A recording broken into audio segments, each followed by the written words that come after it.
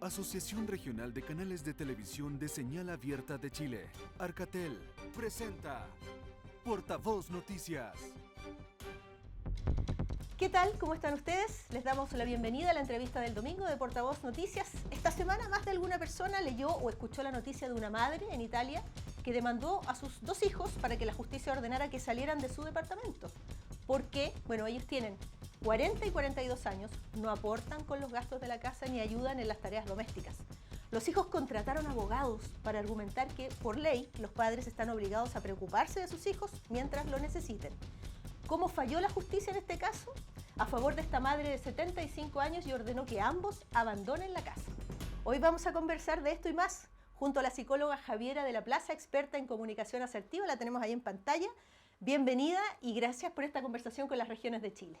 Hola Scarlett, hola a todos los que están viendo este programa, que yo lo encuentro maravilloso porque yo vivo en Santiago, pero soy ariqueña, nací en Arica, y me fascina que exista un programa dedicado a las regiones, o sea, lo encuentro maravilloso. Doblemente gracias entonces, Javiera, de verdad, de todo corazón. Bueno, fíjate que hace poco escuché una frase y te la quiero repetir. Sí. Esta es la primera generación que le tuvo miedo a sus padres y que le tiene miedo también a sus hijos. ¿Qué dice esa frase respecto de la crianza hoy y de esta generación de jóvenes? A propósito de lo que conversábamos ahí en la presentación. Yo creo que tiene mucho de cierto, porque hará 3, 4 décadas, que yo me acuerdo perfectamente, por supuesto, por mi rango etario, sí se le tenía mucho temor a los padres, había una disciplina vertical, se les respetaba, pero muchas veces hiperrespetaba, salvo honrosas excepciones, la que viví yo por ser hija única y portarme regio, así que no, nunca tuve problema, pero esa es como la suerte de la desviación estándar. Pero en general sí había un temor hacia la autoridad, y yo creo que como el primer agente o los agentes de socialización de los hijos son los padres, había mucho temor. Y como vivimos en una sociedad y en un país en que se va bastante en conducta pendular, pasaron los años, empezaron también a aflorar nuevas variables, como por ejemplo el que quizás me estoy adelantando un poco, ahí tú me dices, pero el que la mujer se incorporara al trabajo y a lo público, el que los hijos estuvieran más tiempo solos y ya empezaran a meterse en este mundo de la tecnología, de todo lo digital, y después si quieres hablamos del uso de las pantallas, del efecto de las pantallas que hace en los jóvenes. Y finalmente empezaron a recibir una socialización muy diferente con respecto a la antigua, y era que los padres actuales, o muchos padres actuales, y madres culposas, eh, por este afán o sea, salían a trabajar porque necesitaban dinero, ¿me comprende? La mayoría necesitaban dinero y tenían que cubrir necesidades en la casa, y de estudios y de otras cosas, eh, y porque además no tiene nada de malo salir a trabajar porque te guste, pero muchas veces iba concatenado a una necesidad. Pero al crearse como este espacio o sea, dejé a mi familia sola, porque esas eran como verbalizaciones, así tengo mi familia tirada, mi hijo solo, qué sé yo. Los padres y las madres, sobre todo yo creo que las madres, empezaron a tratar la culpa ya la tenían como en la epígloti, ¿me entiendes? Y aparte de eso, empezaron como a tratar de sobreproteger, entregar regalos materiales, de alguna manera empezar a ser más permisivos, empezar a decir más síes que noes, y a encontrarse también con que de repente los hijos que ellos habían tenido de chiquititos de una manera, habían pasado los años, no habían tenido tanto tiempo para interactuar con ellos producto de esto mismo del trabajo, y se encontraban con unos jóvenes que eran, o sea, se las sabían todas, eran autosuficientes, manejaban los celulares y todas las pantallas mucho mejor que nosotros los adultos. Entonces empezó, yo creo, esa es una mirada, puede haber muchas más, pero empezó a ver esta conducta pendular. Fíjate que, y lo voy a decir desde el punto de vista personal, yo siempre vi a mis papás, papá y mamá, como que si hubiesen sido viejos, no sé por qué. Actuaban como personas mayores, y claro, uno los miraba con mucho respeto, y mi mamá siempre dijo, yo no soy amiga de mis hijas, soy la mamá de mis hijas. Entonces yo sentía que había una verticalidad muy marcada, ¿no? Hoy día, en cambio, la situación ha cambiado y hay una especie de horizontalidad. O sea, yo, por ejemplo, de chiquitita jamás le dije tú a mi mamá, le dije usted. Pero entiendo que en otras familias la situación es distinta, ¿no? Hoy día, en cambio, hay una especie como de horizontalidad. Hay muchas cosas que los hijos le enseñan a los padres. Y pregunto esto porque me parece que tiene que haber un punto medio, creo yo, ¿no? Lo indica la lógica. Porque algunos dirán, es que antes además los papás les pegaban, las mamás les pegaban a los hijos, eso tenía que acabarse. Entonces, ¿dónde está el punto medio de todo esto? Te lo pregunto, Javiera. Muy fácil tu pregunta, muy fácil, muy simple. Bueno, yo creo que a los seres humanos una de las cosas que más nos cuestan es lograr el equilibrio. Pero, por ejemplo, me tocó la maravillosa posibilidad de asistir a una charla de una chiquilla de apellido Pérez, se me olvidó el nombre, creo que es Carola Pérez o Paula Pérez, no me acuerdo, que es Ujú. una educadora de párvulo que hizo estudios en Harvard con respecto al efecto que producen las pantallas en los niños y en los adolescentes, en general en cualquier persona, pero esas son edades mucho más críticas porque se está formando el cerebro en términos de madurez. Y hablaba del efecto de las pantallas en términos de que hay una hormona que tiene que ver con que te da sensación de bienestar, de placer, que es la oxitocina. Entonces, la verdad es que cuando tú estás en una pantalla, a ti te cae como un tsunami de esa hormona o de la hormona de sentirte bien, de sentirte como que no quieres salir de esa actividad. ¿Y qué pasa?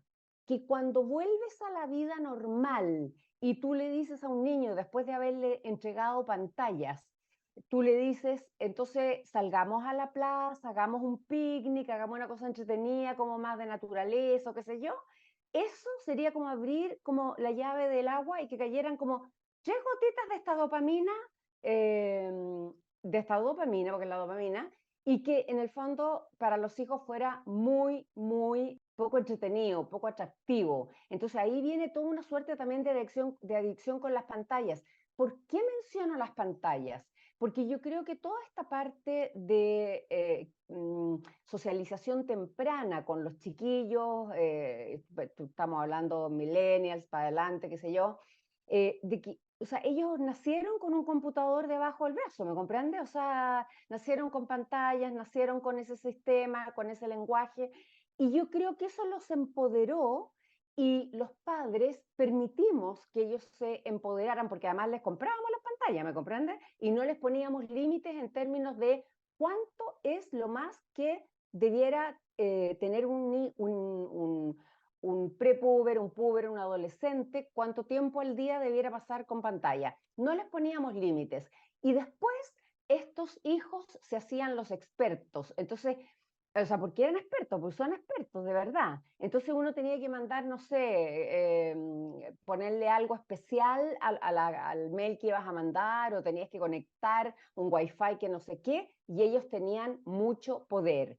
Eh, Esto sumado a lo que yo te decía antes, que es una mirada mía de la culpabilidad, por lo menos en mi muestra, que por supuesto que es una muestra sesgada, que son las personas que yo atiendo como pacientes, en donde Ujú. veo mujeres que se sienten culposas de todo lo malo que le pasa a sus hijos. Porque estuve, porque no estuve, porque estuve poco, porque llegaba cansada, porque no tenía que... Entonces me traté de hacer amiga de mis hijos, pero no me resultó, no me respetaron, después me empezaron a contestar mal, yo creía que era culpa mía, etcétera, etcétera, etcétera. Sí, creo que hay...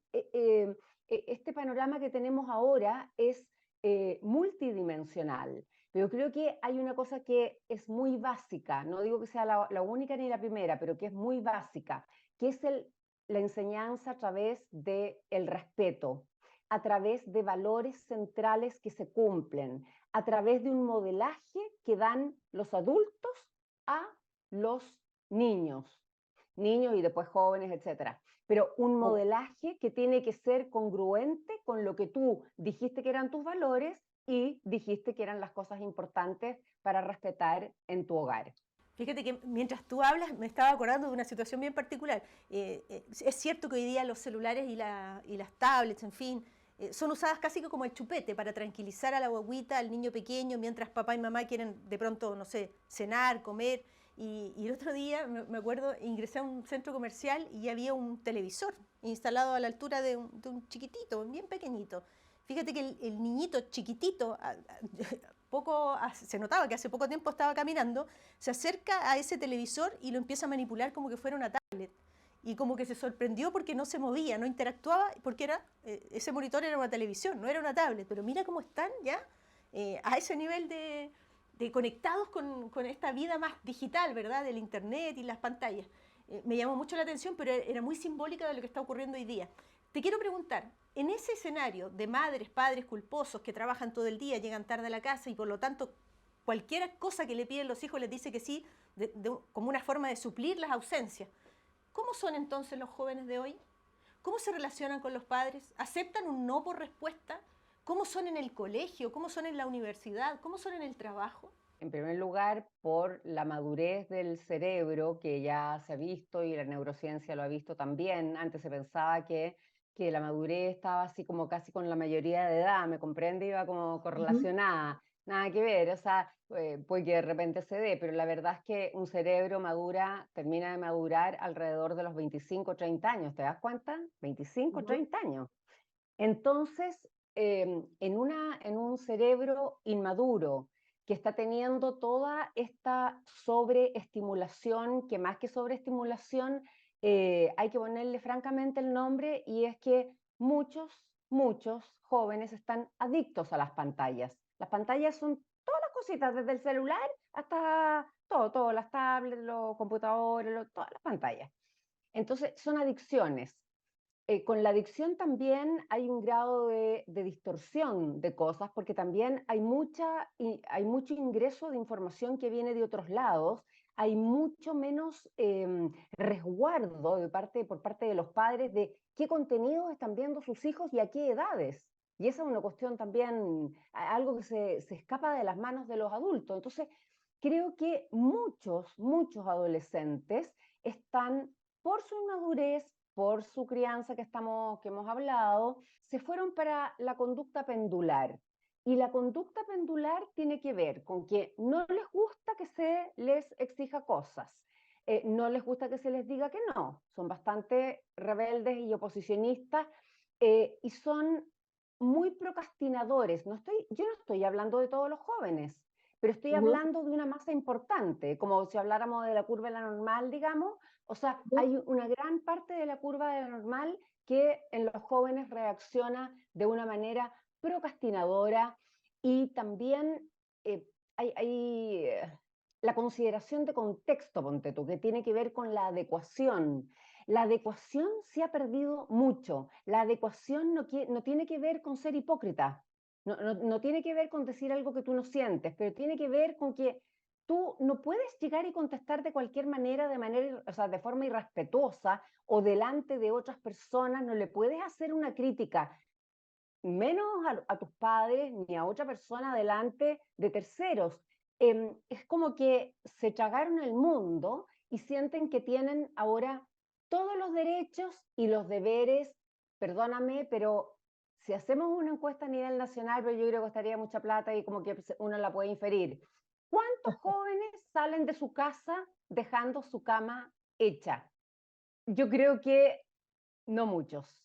Y la verdad es que he leído cosas y he escuchado podcasts, y encuentro muy interesante a un psicólogo que a lo mejor ustedes han sabido, y si no lo pueden buscar, yo lo vi en YouTube, o sea, lo sigo por YouTube, que se llama Jordan Peterson. Es un canadiense que vive en Estados Unidos, y él ha hecho todo un estudio que tiene que ver en la correlación de cómo una persona que hace su cama, que hace su pieza, que mantiene el orden y la limpieza en su pieza, es una persona ordenada mentalmente, es una persona que no procrastina, es una persona que se puede fijar objetivos y llegar a ellos.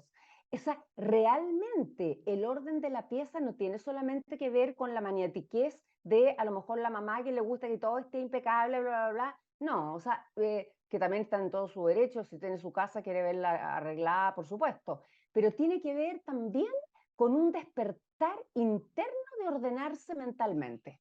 Tenemos que hacer la pausa junto a Javiera de la Plaza, experta en comunicación asertiva, pero hay mucho que conversar, Javiera. Los papás y mamás que nos están viendo de Arica Magallanes deben estar diciendo, uff, esto debe estar despertando muchas conversaciones y reflexiones familiares. Pausa y regresamos de inmediato, no se vayan. Este es el estadio de todas y todos los chilenos, donde caben miles de personas y 20 millones de almas, que desde ahora no solo llevará mi nombre, porque también llevará el de Valentina, de Jorge, Ignacio y Patricia, porque en estos Juegos Panamericanos y Parapanamericanos, cada recinto es el comienzo de una nueva era, donde cada niña y niño que sonría sea un canto a la vida, sea un canto a la dicha y un canto al amor. Por un Chile más unido, unido por su tierra y su gente. Un legado para el alma de todas y todos los que viven en esta tierra. Prepárense, levántense, abrácense y quédense con estas últimas palabras. El legado comienza hoy.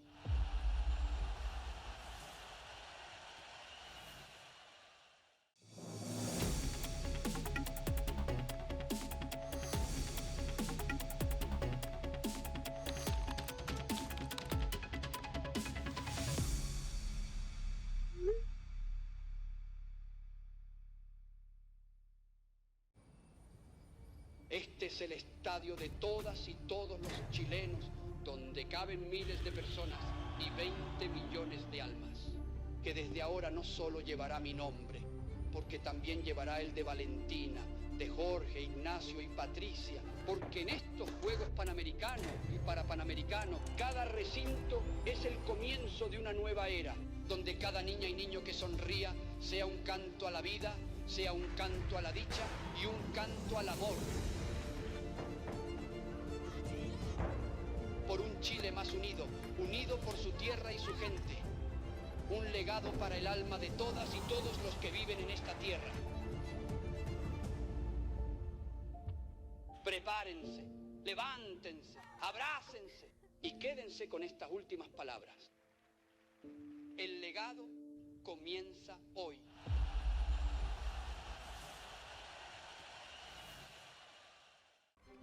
Ya estamos de vuelta en la entrevista del domingo de Portavoz Noticias. Hoy nos acompaña la psicóloga Javiera de la Plaza, experta en comunicación asertiva. Te doy las gracias nuevamente a nombre de las regiones de Chile.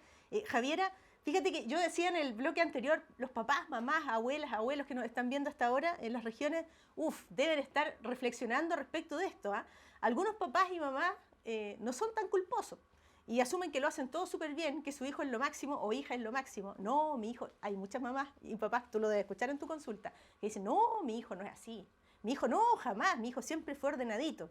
Y no es para tanto, pues ese hijo probablemente llega al trabajo y no tiene ganas de trabajar, no sé. ¿Por qué está pasando que hoy día los jóvenes, primero, están saliendo tarde de las casas de sus padres, en muchos casos? ¿Les gusta esto del paraguas que les brindan los papás y mamás, les pagan las cuentas, etcétera? ¿Por qué pasan estas cosas? Y entonces, ¿cuál es la reflexión que debiésemos hacer todos, digamos, para aprender de estas cosas? Si nos vamos hace unas décadas, empezó ya un fenómeno como diferente en los jóvenes, que era, no sé si te acuerdas la palabra o el término, nini. Ni Claro, trabajan ni estudian, tal ¿te cual. acuerdas? Entonces se Claro. quedan en las casas de los papás y no hacían nada, pues. Porque por último uno dice, ya, fíjate que no sé, no gana plata, pero pucha que es estudioso y pucha que le pone tinca para saber tales cosas, etcétera. O es cooperador en la casa, cooperadora en la casa.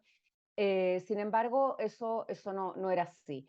Yo creo que ha pasado el tiempo y muchos jóvenes que ya no son tan jóvenes, ya son adultos en realidad, de 30 años y de más de 30 años, se quedan en las casas de los papás porque, o sea, además de que los pueden amar y adorar, que no que puede ser de todas maneras, pero porque es muy cómodo, porque creo que todavía la mujer, yo no soy representante de las mujeres, yo soy una mujer y soy asertiva, pero creo que hay muchas mujeres que todavía tienen así como un chip de que si están los hijos en la casa, ella es la que prepara la comida o ella es la que se dedica de a ciertas cosas y la verdad es que yo encuentro que, no sé, o sea, por ejemplo, a mí cocinar no me gusta, entonces si lo hago con amor, pero no tengo por qué hacerlo siempre como un mandato, o sea, no, si a otra persona le gusta, hágalo, pero en el fondo no tiene que ver con algo que se le deba exigir a los padres o a las madres. Entonces ahí vuelve esta cosa, esta tendencia de que los hijos se sientan en extrema comodidad y creo que muchos padres o madres que no están en situación de extrema pobreza, porque ese es otro contexto y ahí es otra la realidad, pero que Claro. pueden pagar las cuentas, que tienen un vivir, no estoy diciendo de ricos, ¿me entiendes? Porque no, no sé, aquí rico en Chile hay como 4 grupos nomás, pero bueno, pero la verdad es que en general una clase media que puede costear sus necesidades básicas y vivir pagando sus cuentas y bien, generalmente no dice a su hijo o a su hija que ya tiene 30 años, que está trabajando, pero que esa plata la mete no sé, acciones o a depósitos o a no sé qué, porque más adelante quiere viajar, comprarse un departamento o lo que sea. Y entonces no le dice, bueno, y tú estás trabajando, nosotros felices, y con cuánto puedes cooperar tú para la casa. O sea, eso sería como, no sé, muchas veces tomado desde los padres mismos como de mal gusto y ya como de los hijos como una cosa como loca, o sea, como mi papá me está cobrando o mi mamá me está cobrando por vivir en la casa. En el fondo, los jefes, incluso los profesores en el ámbito de la universidad y del colegio, están heredando, entre comillas, a estos jóvenes que son bien difíciles de relacionar, digamos, ¿verdad? Siempre he pensado, pobres profesores, porque los profesores son los segundos o terceros agentes de socialización en nuestras vidas y muchas veces les hemos cargado la mano, pero así de manera muy grande en términos de que ellos se tienen que hacer responsables de ciertas cosas que nada que ver, somos los padres los que nos tenemos que hacer cargo. Ahora, en este tiempo, o sea, absolutamente más, y además que muchos, cuando yo diga todos es porque me equivoqué, porque quiero decir muchos, ¿ya? Claro, sí, lo Entonces, hay entendemos. muchos jóvenes que están contestatarios, defienden sus derechos, no se fijan en cómo, porque esta horizontalidad no la ocupan solamente con los papás, con los profesores también. Entonces, muchas veces contestan mal. Cuando se conectaban, bueno, en el tiempo de pandemia, por supuesto que es un paréntesis para el mundo, ¿no es verdad? Pero es diferente estar en un Zoom mirando a la otra persona que con la cámara apagada. Entonces, Claro. ahí también yo creo que hubo toda como un excesivo relajo, ¿me comprende? O sea, sí es cierto que yo puedo estar en pijama y no haberme duchado y meterme en el Zoom, pero no es, o sea, no es lo lógico, no es lo que realmente te va a dar un hábito de una persona que después se va a incorporar al trabajo, a la vida, o sea, uno no se baña un día, bueno, yo creo que pocas personas gloriosas pueden darse ese lujo, pero no te bañas en 3 días, o sea, cambiaron tus hábitos. Entonces, creo que realmente, por ejemplo, hay alumnos que contestan mal, hay alumnos que en colegios, porque ponte tú, hace 2 semanas di una charla en un colegio, entonces, muchos profesores, habían profesores de niños chicos y otros de educación media, me decían, ¿qué hacemos? Por supuesto que no voy a mencionar el colegio, pero era mixto. Pero me decían, ¿qué hacemos si nosotros les decimos a los chiquillos que no hagan tal cosa porque de esta manera no se hace, tienen que ser más respetuosos? O sea, no les faltaban para nada el respeto, los estaban educando. Y al día siguiente llegaba el alumno con el papá o la mamá para atacar al profesor o la profesora. O sea, aló, cantante calva, Ionesco. O sea, el teatro del absurdo. Me refiero el mundo al revés en ese sentido. Fíjate que no quiero dejar pasar un asunto, un tema de conversación que me parece tremendamente relevante al cierre de esta conversación. Hablemos de resiliencia y probablemente uno de los padres de la resiliencia está en Francia, ¿verdad? Desde allá viene. Entonces, tengo en mi mente un libro que se llama Los patitos feos. Y me gustaría que habláramos de eso porque Boris Cyrulnik, de él estoy hablando, es un psicoanalista, un psiquiatra, un médico francés que dedicó su vida a estudiar y a escribir sobre infancia traumatizada. A propósito, estamos hablando de niños, de jóvenes. Pero él decía, una herida no es un destino. Y me parece que la resiliencia es un concepto tan bonito. Se habla mucho, pero se conoce poco probablemente de esto. A través de este libro, del que yo menciono, él cuenta historias, como de María Calas, por ejemplo, de personas que tuvieron infancias tristes y que sin embargo fueron capaces de hacer suyo este concepto de la resiliencia. Antes de que cerremos esta entrevista, hablemos un poquito de eso, ¿te parece? Sí, quiero empezar por decir que hay no tú, sino que hay personas que no saben pronunciar el término, y el término es re complicado porque es resiliencia, tiene puras I, resiliencia. ¿Qué es la resiliencia?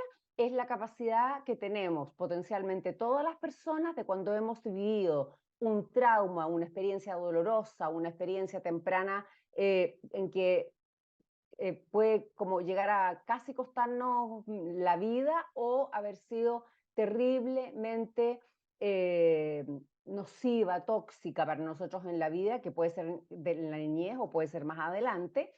Y a pesar de eso, la persona puede trabajarse y trabajar la resiliencia eh, y salir convertido después de un proceso de resiliencia en una persona que, si la miramos en un después del trauma y antes del trauma, no pensemos que los traumas siempre son cosas como que se me incendió la casa. Un trauma puede ser que no me sentí querida por mi madre cuando chica, por ejemplo, ¿ya? Claro. Entonces, y sales de ese proceso convertida en una mejor persona.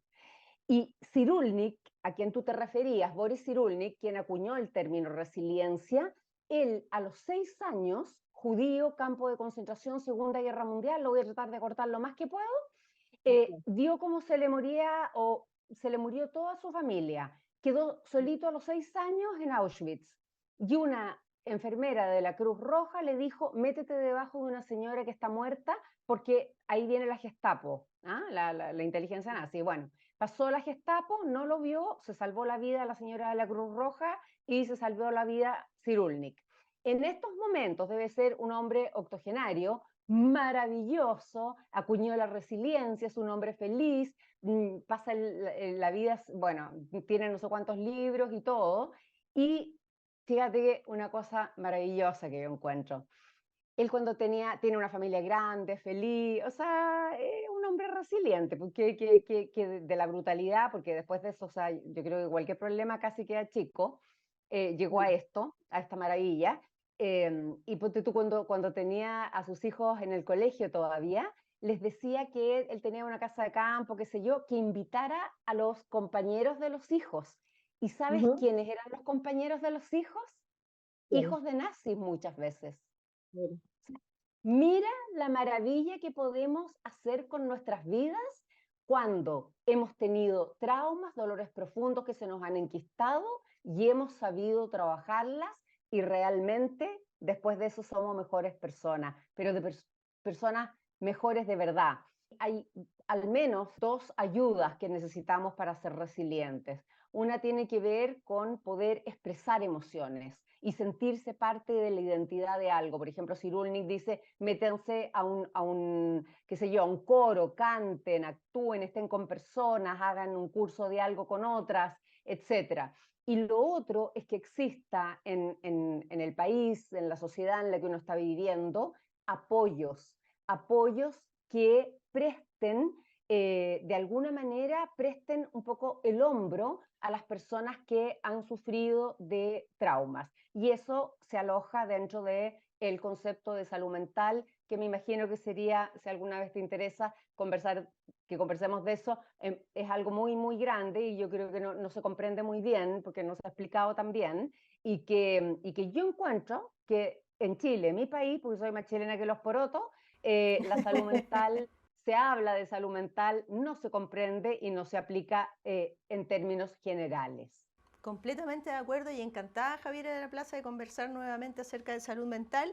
Le damos las gracias a una ariqueña de corazón, de nacimiento. Tiene todavía su corazoncito en el norte, así que Javiera de la Plaza, experta en comunicación asertiva y en resiliencia, muchísimas gracias por conversar con nosotros a nombre de las regiones de Chile.